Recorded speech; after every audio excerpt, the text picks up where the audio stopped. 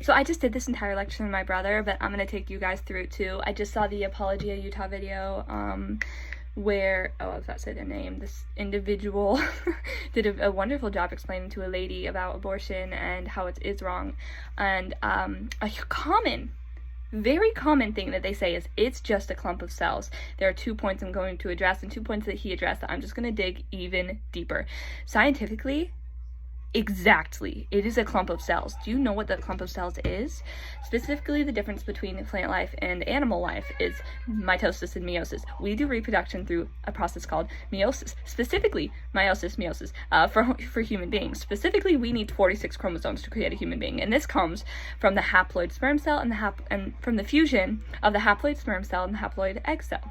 These formed to create a eukaryotic zygote cell, the diploid cell, diploid 2, okay? In this, both of these, the sperm and the egg contribute 23 chromosomes, okay? What are chromosomes? And this isn't even like pro-phase 1 of meiosis, okay? This is like the start.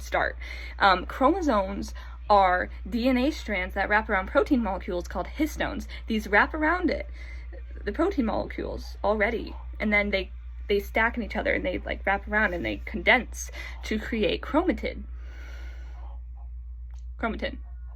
And then a chromatin stacks in each other even greater to create chromatids that form at a centromere. Then you have sister chromatids, okay?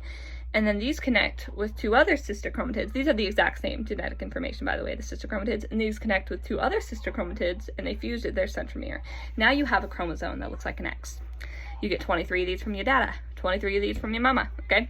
And then these will fuse together at the centromere. And in prophase 1 of meiosis, they will go through recombination where they exchange genetic information. Another thing to point on is there are 8 billion different genetic combinations that can come from the haploid egg. There are 8 million different genetic combinations that could come from the sperm. Together, that is 64 trillion different genetic combinations that could come. And you are the one that happened. Not only that, further, when you go to prophase 1 in recombination, that genetic information is mixed up even further. It's exchanged between each chromosome pair. You have 23 chromosome pairs, and then there's this one that determines X, Y, whatever for female or male. That's another discussion. But even on that level, in prophase 1 of meiosis, a completely unique, genetically diverse human being on a cellular level. Unique, diverse, completely. 1 in 64 trillion and then more than that because of recombination is created and is determined. Absolutely insane. And that's before it even finishes. And then there's more and more and more. Then you get, the infant and it grows. But that determines who you are was determined then. What you are was determined then on a cellular level. And then the second part of this argument is then why do we kill animals, right? We've already determined this is life.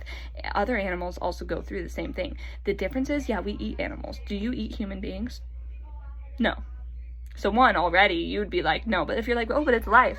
That life is different because 1, different chromosome combination. They don't have the chromosomal combination or whatever to become human. 2, they are not made imago Dei, in the image of God, in the way that humans are made. Humans are. Number 3, and that is a godly worldview, but even ungodly worldview individuals are not vegetarian or vegan.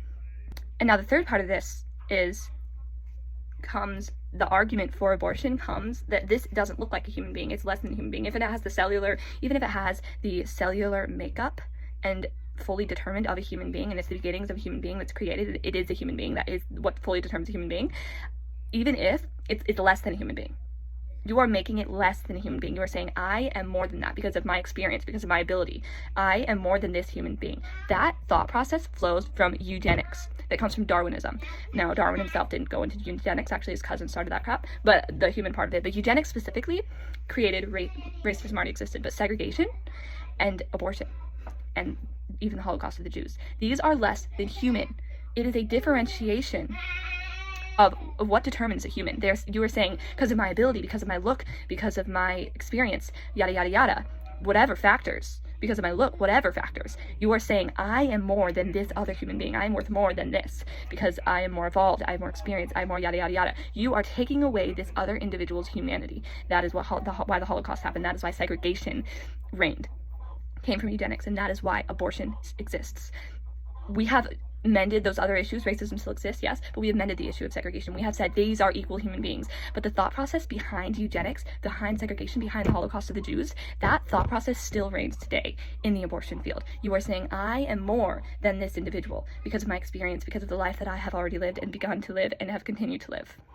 You are taking away that individual's humanity to approve your actions against them. That is why. Thank you. And the reasoning that abortion exists, there are I'm also very glad that Dylan mentioned the why they're also there. They're there to help. They're not there to just condemn. They're there, one, to say there is forgiveness in Christ.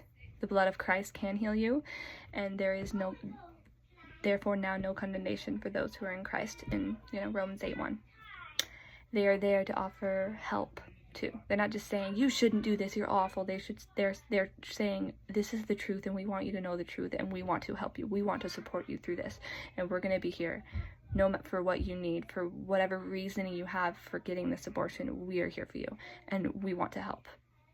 I'm very, very glad that he pointed on that too, because there are the reason that there are so many excuses for abortion, they're based in valid, difficult reasoning, but that doesn't mean it's okay. And I'm glad that he was very kind enough to touch on that too.